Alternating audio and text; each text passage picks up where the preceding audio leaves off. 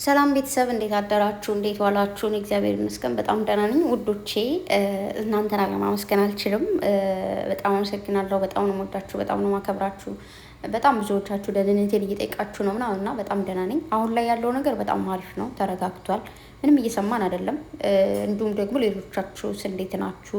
በየቦታው ያላችሁ ሁሉ አይዞን፣ እግዚአብሔር ያውቃል። አንዳንዴ ግን ራሳችሁን ጠብቁ የምንባባለው ነገር ብቻዬን እስቃለሁ። ራሳችሁን ጠብቁልና ወይም ደግሞ ራስሽን ጠብቅ የሚባለው ነገር ራሳችን የምንጠብቅበት አይነት ነገር ላይ ሳይሆን ፈጣሪ የሚጠብቀን አይነት ነገር ላይ ነው ያለነው። ብቻ ግን አላውቅም እና ለማንኛውም እግዚአብሔር ይጠብቃችሁ። ራስን መጠበቅ ጥሩ ነው እንደ እውነቱ። እና ደግሞ የረሳሁትና ያልመለስኩት ነገር ሴትዮዋ ውጡ ከቤት ብትላችሁ የሆነ ዕቃ አምጡ ብትላችሁ እምቢ በሉ ባልኩት ባለፈው እንዴ ቋንቋ ምንችለውስ ምን ይውጣን እያላችሁ አላችሁ እና ፈጣሪ ነው የሚጠብቀን እውነት ለመናገር እና ደግሞ ቋንቋ ባታቁም በምልክት ምናምን ሞክሩ። ብቻ እግዚአብሔር ያውቃል ሁሉ ነገር ማለት ነው እና አይዞን ልጆቼ እና እግዚአብሔር ይመስገን። አሁን ያለው ነገር በጣም አሪፍ ነው። ግን እኔ እንደዚህ ፈሪ ነኝ እንዴ? እግዚአብሔርን እንደዚህ ፈሪ መሆኔን አላውቅም ነበርና በጣም ፈሪ ነኝ። በቃ ፈጣሪ ያለ እና እንግዲህ ብሩኬ በቲክታክ እንደዚህ እየዘፈነ እየጨፈረ መጥቷል። ያው ብሩኬ ሲጀመር ያው ለማወዛገብ ያለውን ኃይል ታውቁታላችሁ። እያወዛገበን ያለው እንዲሁም ደግሞ ኢንስታግራም ላይ በፎቶ አድርጎ ነው ይህንን ጽሁፍ ፖስት ያደረገው። ያው ፎቶን እዚጋ መጨመር ስለማልችል ነው ስለማልችላችሁ በዛ ፎቶና ከዚህ በላይ አይዝልኝም። ለዛ ነው መጨከን የማይችል ልብ አንድ እንቅፋት 100 ጊዜ ይመታዋል ብሏል። እና ብዙ ጊዜ በህይወታችን ጭክን አድርገን እንተው ብለን ያልተውነው ነገር እድሜ ልካችን አይደለም 100 ጊዜ ለምን ሚሊዮን ጊዜም ሊመታ ይችላል። በኦኬ አንዴ ብቻ አይደለም ይመታ ወይ ደግሞ 100 ብቻ ጊዜ አይደለም። በህይወት በምንኖረው አጋጣሚ ሁሉ በጣም ብዙ ጊዜም ሊመታን ይችላል። አንዳንድ ነገሮች ቆርጠን ማንተዋቸው እንትኖች አሉ። ለምን አተዩም ለምን አተው ምናምን የሚባል ነገር ሊኖር ይችላል። ግን ቆርጣችሁ ማተውት ነገር ሊኖር ይችላል። ለምሳሌ የምትወዱ ሰው አለ አይደል? ከምትወዱ ሰው የምትጠሉት ጸባይና የምትወዱት ነገር ከበዛ ያን የምትጠሉት ነገር 100 ጊዜም 1 ሚሊዮን ጊዜም እየመታችሁ ትኖራላችሁ ማለት ነው። ምክንያቱም ከሰው ልጅ ሙሉ ነገሩን አትወዱ፣ ሙሉ ነገሩን አትጠሉም። ገባችሁ? የሰው ልጅ ደግሞ ሙሉ አይደለም። ሁሉም ሰው የሆነ የራሱ የሆነ እንትን አለው፣ ጉድለት አለበት። በጸባይ ሊሆን ይችላል፣ በድርጊቱ ሊሆን ይችላል።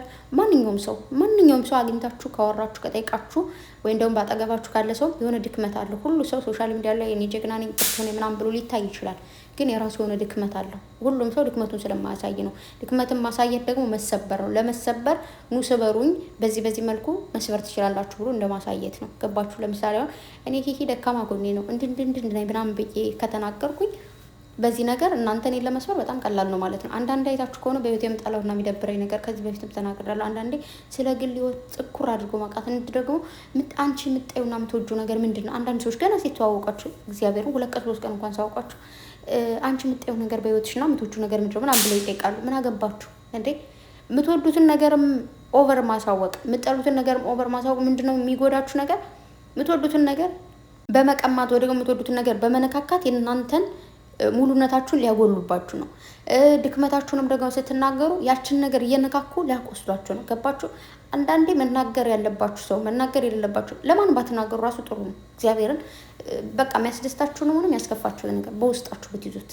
በጣም ብዙ ሰዎች በተለይ ሶሻል ሚዲያን እየተው የምናያቸው ቅስማቸው እየተሰበረ እየተጎዱ የምናያቸው ሰዎች ይሄ የሚወዱትን ነገር የሚጠሉትን ነገር ደካማ ጎናቸውን ከባድ ጎናቸውን ምናምን በቃ ይሄ የሆነ ኦፕን ነኝ ብሎ ያስባሉ እነሱ ይህን ነገር ስለተናገሩ ማለት ነው። ግን አይደላችሁም፣ ጅል ናችሁ እናንተ። ለእኔ ጅሎች ናችሁ። ከልቤ ነው እግዚአብሔርን። ይሄ ደካማ ጎኑና ጠንካራ ጎኑን የሚናገር የሚያስደስተውና የሚያስከፋውን ነገር አምጥቶ ዘርግፎ የሚናገር ጅል ነው ለእኔ። እኔ ብልጥ ነው ብዬ አላስብም። እኔ አልናገርም። በህይወት የሚደብረኝ ነገር እሱ ነው። ምክንያቱም በማንም መሰበር ስለማልፈልግ። ያ ነገር እንደሚሰብር ካወቅ ሁሉም ሰው እኮ ድክመትሽን ይፈልገዋል። ሁል ጊዜ ከምትወጁ ሰው ጋር ሁል ጊዜ ደስተኛ ሁል ጊዜ ደግሞ ፍቅር ሆነሽ አትቀጥይም። እንደውም የምትወጁ ሰው ወይ ደግሞ ፍቅር የነበርሽው ሰው ጋር ስትጣይ ነው በደንብ ስብርብርን ክትክት የምትይው። ለምን ይመስላችኋል ፍቅረኛሞች ሲጣሉ ልባቸው ስብር የሚለው? በደንብ ለምን ይመስላችኋል? በደንብ ወዳጅ የነበሩ ሰዎች ሲጣሉ ቅስማቸው የሚሰባበረው ገመናቸው የሚወጣጡት ለምን ይመስላችኋል? ያው ታውቃላችሁ፣ ለፍቅር የሚያስፈልጋችሁን የምታስፈልጉትን የምትወዱትን የምትጠሉትን በደንብ ትናገራላችሁ። እንዲሁም ቤስት ለተባለ ሰው ደግሞ ሆኖም የምትወዱትን የምትጠሉትን ነገር የሚያስፈልጋችሁ ማስፈልጋችሁ እያንዳንዱ ነገር ትናገራላችሁ። ከዛስ ከእናንተ ህይወት ሲወጡ የእናንተን ህይወት ድምርምር አድርገው ጭፍልቅልቅ አድርገውት ይወጣሉ። ምክንያቱም እናንተን ምን እንደሚሰብራችሁ ምን እንደሚያስደስታችሁ ለሚያውቁ የሚሰብራችሁን ይነኩታል፣ የሚያስደስታችሁን ደግሞ ይቀማችኋል ማለት ነው። ስለዚህ ለዛ ነው እንጂ ምንም ልዩነት የለውም። ሰው ከኖርማል ሰው ጋርም ተጣላ፣ ከፍቅረኛው ጋር ተጣላ፣ ወይም ከባሉ ጋር ተጣላ፣ ምንም ጸብ ነው አይደል? ጥላቻ ነው። ግን የሚለያቸው ነገር ነው። ላገኛችሁ ሰው ስለ እናንተ ድካማም ምንም ስለማታወሩ ያ ሰው ሊሰብራችሁ አይችልም፣ በምንም ሊያውቅ አይችልም። ወዳጅ የተባለ ግን በደንብ አድርጎ ስለሚያውቅ ለዛ ነው። ስለዚህ አንዳንዴ መናገር ያለባችሁና የሌለባችሁን ነገር ወቁ። እያየሁት ያላችሁት ሰዎች አላችሁ። ያው ሰሞኑን የሆነ የተፈጠረ ነገርም አይደለ በቲክታክ ምናምን ስማቸው መናገር ባልፈልግም፣ ብቻ ግን በተቻላችሁ መጠን የምትናገሩትና ማትናገሩትን ነገር መቆጠብ። እኔ እንደዚህ ነኝ እንደዛ ነኝ ብለን ማሳወቅ ያለብን ስለ ራሳችን ነገሮች አሉ እኮ ማለት እናንተ እኔ ግልጽ ነኝ ምናምን የምትሉት ወይ ደግሞ እኔ ግልጽ ነኝ የምልበት የሆነ ስለ ራሴ ማሳወቅ ያለብን ነገር አለ። ግን ዲቴል በቃ ልክ እኔ ራሴን እንደማውቀው ሁሉ ሌላ ሰው እንዲያውቅልኝ አይነት ነገር ብሎ ግልጸኝነት ግን የለም። ኦኬ ለምሳሌ ሌላውን ተውትና ጨረቃዎች እንኳን እኛን የትኛው ነው ደካማ ጎናችን ማለት እኛ የሚያስከፋንን የሚያስደስተኝን ነገር እኛም በቃ እንደዚህ ሰፍ የምንልበትን ነገር እያንዳንዱ ነገር ያውቃሉ። ስለዚህ እንትን በሉ እና ደግሞ አሁን በጣም ብዙዎቻችሁ እየተናደዳችሁበት እየተፋጫችሁበት ያላችሁት የብሩኬ ንግግር አለ። እሱ ልንገራችሁ በህይወታችሁ ትናንትም ተናግሬያለሁ። አጋጥሟችሁ የሚያውቅ ካላችሁ ያውቃል፣ ማያውቅ ካላችሁ አታውቁም። እንደዚህ አሁን ለምሳሌ በጋብቻ ቤተሰብ እየተመሰረተ ያ ስላችሁ እንዴት ነው? በጋብቻ የሚመሰረት ቤተሰብነት አለ አይደለ? ከዛ ልክ ባልና ሚስቱ ሲፋቱ ደግሞ ያንዳንዶቹ የጨዋነት በደንብ የሚለያዩ በጨዋ ደንቡ ማለት ነው። አልፈልግሽም፣ አልፈልግም፣ ህይወትህን ቀጥል፣ ህይወትሽን ቀጥ ተባብለው ተለያይተው በጋብቻ የተመሰረተው ዝምድናም ይቀጥላል። ልክ የቤተሰቦቻቸው ማለት ነው። ይተዋወቁ ነበር፣ በጋብቻ ተዋውቀዋል። ያኔ ዘመድን ነው ምናምን ይቀጥላል። አንዳንዶቹ ደግሞ ሲለያዩ ለምሳሌ አንዳንድ ሰዎች አይታችሁ ከሆነ ባልና ሚስቶች ሲፋቱ ምናምን ይፈታታል፣ ግን እሷ ሌላ ሰው አግብታ ማየት አይፈልግም። ትፈተዋለች፣ ግን እሱ ሌላ ሰው አግብቶ ማየት አትፈልግም። ገባችሁ? የራስ ጥቅም ብቻ ማለት ነው። እኔ ራሴን አግብቼ እኖራለሁ፣ ግን እሱ አያገባም። እንደዚህ አይነት ድፍን ጭንቅላት ያላቸው ሰዎች አሉ። በቃ ሲለያዩ ደግሞ እንዴት ነው? በቃ ርብሻ ተነስቶ ምናምን ተሰዳድበው ተጣልተው ተታኩሰው በተለይ በገጠር ሲፋቱ አይታችሁ ከሆነ በጣም ብዙ ሰዎች ለምሳሌ ሚስቱ የሚደበድብ ከሆነ ሌላ ብዙ ምክንያቶች ካሉ የሴቷ ቤተሰብ ልጅን ወስዳለ ይላሉ። እሱ ደግሞ ልጅን አልሰጥም እየደበደበ እንደ አህያ ይዟት መኖር ነው የሚፈልገው። እስከ መታኮስ ይደርሳሉ። ተታክሶ ምናምን ልጃቸውን ይዘው ይሄዳሉ ማለት ነው። ይህ በእኔ ቤተሰብ አጋጥሞ የሚያውቅ ስለሆነ ከዛ የሚወራወሩት ቃል አለ። እንደዚህ ነው እንደዛ ነው ምናምን ተባብለው የሚወራወራት ቃል አለች። ግን እያንዳንዱ ነገር ሶሻል ሚዲያ ላይ የምንናገራትና ኖርማል ህይወታችን ላይ የምንናገረው ነገር ይለያያል። ለምሳሌ አንዳንድ ሰዎች ሶሻል ሚዲያ ላይ ጥንብርኩስ ያወጣሉ ሰውን፣ በቃ የሆነ ደስ የማይል ንግግር ይናገራሉ ምናምን። በአካል ብታገኟቸው ምስኪን ናቸው። አንዳንድ ሰዎች ደግሞ ሶሻል ሚዲያ ላይ ቅቤ ነው የሚቀቧቸው፣ በጣም ምስኪን ናቸው ምናምን። በአካል ደግሞ ሌላ አውሬ ናቸው ማለት ነው።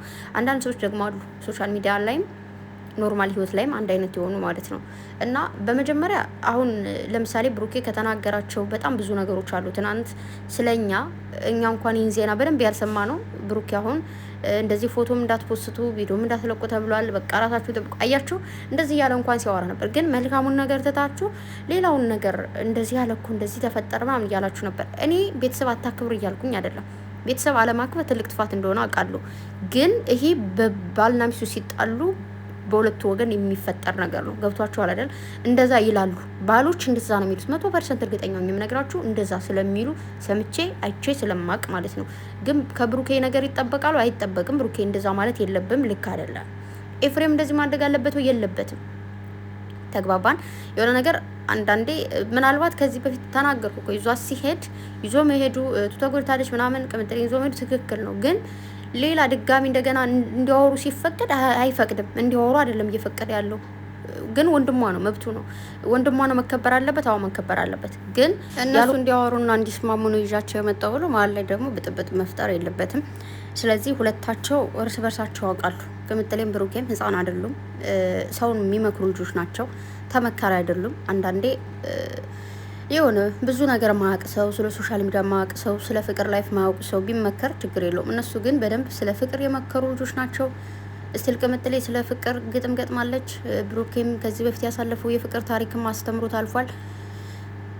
ባጭሩ ምንድን ነው መምከር ይችላሉ፣ መመከር አይችሉም ማለት ነው። በደንብ ብዙ ነገር የገባቸው ህይወት ያስተማራቸው ምናምን እያንዳንዱ ነገር በሁለታቸውም ህይወት አስተምሯቸዋል። በዙሪያቸው ባለ ሰው ብዙ የሚያውቁት ነገር አለና ክፍተት የምትፈጥሩትም ክፍተቱን የምትዘጉት እናንተ ናችሁ። ጨረቃዎቼ ነገሮቹን አስተውሉ፣ ቆም ብላችሁ አስቡ። እና ብሩኬም ይቅርታ ወንድምሽን ከፍ ዝቅ ስላደረኩት ወንድምሽ ነው ማክበር ነበረብኝ ብለ ይቅርታ ጠይቃት። ቅምጥሌም ደግሞ ይቅርታውን ተቀበይ። ማንም ሰው ወንድሙ ሲነካበት አይወድም ማለት እኔም ባሌ ወንድሜ ቢናገረው መሆኑን ነው ቅምጥሌ የሆነችው። ስለዚህ ብሩኬ ይቅርታ ጠይቃት። ወንድሟ ነው ወንድሟን ሳይሆን ይቅርታ የምትጠይቀው ቅምጥሌን ይቅርታ ጠይቅ። ምክንያቱም እሱ ቅምጥሌን ይቅርታ ጠይቅ ማለት ነገሮቹ ተረጋጉ ነው። ገባ? መጀመሪያ ይቅርታው ቅምጥሌን የሚጠይቀው የሚቀጥለው ክብር የላችሁም እያለቻችሁ ነበር። እውነቷን ነው። እሷን ማክበር ነበረባችሁ። ብቻችሁ ተገናኝታችሁ እንደፈለጋችሁ ብትሆኑ ኦኬ ኖርማል። ግን ከእሷ ፊት እንደዛ ምናምን መሆኑ ልክ አይደለም። ብሩኬ ለፍቅር ስትል ዝቅ በል፣ ቅምጥሌም ለፍቅር ስትይ ዝቅ በይ። ፍቅር ዝቅ ያደርጋል። ዝቅ በጊዜው ከፍ በጊዜ ይባላል እና በዚህ ጊዜ ሁለታችሁም ዝቅ ብላችሁ አሳልፉት። አንዳንዴ ሰይጣንን ማሳለፍ ጥሩ ነው እና በቀልድ ተጀምሮ እውነት የሚሆን ነገር አለ። በድራማ ተጀምሮ እውነት ይሆናል። ስለዚህ እኔ አንዳንዴ እፈራለሁ እውነት እንዳይሆን ብዬ ማለት ነው። ምክንያቱም በእንደዚህ አይነት ቃል በምትወራወሩ እኛ ደግሞ ይዘኔችን ቃል እንዲህ አለ እኮ ብሩኬ ለምን ይናለ፣ ኤፍሬም እንደዚህ ያለ ለምን ይናለ፣ ቅምጥሌ ይናለ፣ ለምን የሚለው ነገር እነሱንም ከዛ በኋላ ተመልሰው ጥያቄ ውስጥ ያስገባቸዋል። ገብቷቸዋል። ቪዲዮቸውን እኮ ተመልሰው ያዩታል። ስለዚህ ያ ነገር አለ። እኛ የምንናገራቸውን ነገሮች ቁጥብ እንሆን እስኪ። በተለይ ከሴት ልጅ ሊወጣ የማይችል ቃል የምትጠቀሙ ሴቶች በስመ አብ ወልድ መንፈስ ቅዱስ የሆነ ወላጅን ነው የምታስነኩት። እንዴት ነው ያደገችው? አሳዳጊዋን አይባርከው ይባላል። ታውቁ ከሆነ ከዚህ ተብላችሁም ታውቁ ከሆነ ወይ ደግሞ ሲባል ሰምታችሁ ከሆነ አሳዳጊ የበደላት ምናምን ይባላል። ስለዚህ ቤተሰብ በማያገባቸው እናንተ አድጋችሁ ራሳችሁን ቀይራችሁ በተበላሻችሁት መበላሸት ቤተሰብ መረገም ቤተሰብ እንትን መነካት የለበትም እና ፕሊስ በእናታችሁ የሆነ ስርዓት ይኖራችሁ። አነጋገራችሁ ምናምን በጣም ነው የሚዘጋው። የሚጽፉት ነገር ምናምን አንዳንዴ ይከብዳል። እነሱ ልክ አልሰሩም፣ አሁን ልክ አልሰሩም። እኛ ከነሱ እጥፍ ደግሞ ወንጀል እየሰራን ነው። ስለዚህ የራሳችን ወንጀል እንኳን ይበቃናል። ሰው እንግዲህ ይህንን ለማለት ነው ዛሬ የመጣሁት። ቅምጥሌ ደግሞ እንደዚህ ቅምጥሌ ብሩኬን ስትሰማው ደስ ሲል በቤቴ እና ብቻ በፊስ እንዲመጡ እና ደግሞ እንደው መድኃኒዓለም ቲክቶክን የፈጠረ ሰው ፎቶ የሚላከውን ነገር ባጠፋው። በፊት እኮ አልነበረም፣ ኮሜንት ብቻ ነበር የሚጻፈው። አሁን ፎቶ መላክ ጀምሮ በቃ በጣም ነው የሚያስጠላው። በጣም የተበላሸ ፎቶ ይላካል ምናምን። ኖርማል ጥሩ ፎቶ የምትልኩ ሰዎች ቢኖር ጥሩ ነው ለእናንተ ግን ቢዘጋ ጥሩ ነው። ኮሜንት ብቻቸውን በኮሜንት የሚያበሽቁት ብቻ ይበቃ ነበርና ብቻ አይደል ነው። ግን ደግሞ ያ ነገር የሚያበሽቃቸው ቢሆንና የሚደብራቸው ቢሆን ኮሜንት መዝጋት ይቻላል ነው።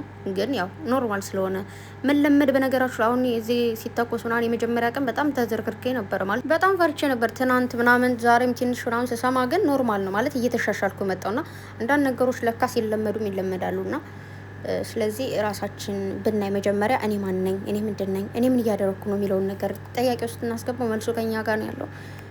ባይዘው ለድምጽ በጣም ይቅርታ ቤተሰብ። ቀለል ያለች ጉንፋን አማኝ ነው። እወዳችኋለሁ። ሁላችሁን በጣም ነው የምወዳችሁ ነገራችሁ ላይ እና ጨረቃዎች በሰላም ነው የሚመጡት። ምንም እየተጣሉትን መለየት የሚባለው ነገር የለም። ወደ ሌላ ሙድ አትግቡ እና በቃ ብሩኬን ቅምጥሌን ለማክበር ሁለታቸውንም ማክበር አለብን። እወዳችኋለሁ። መልካም ቀን ይሆንላችሁ። ባይ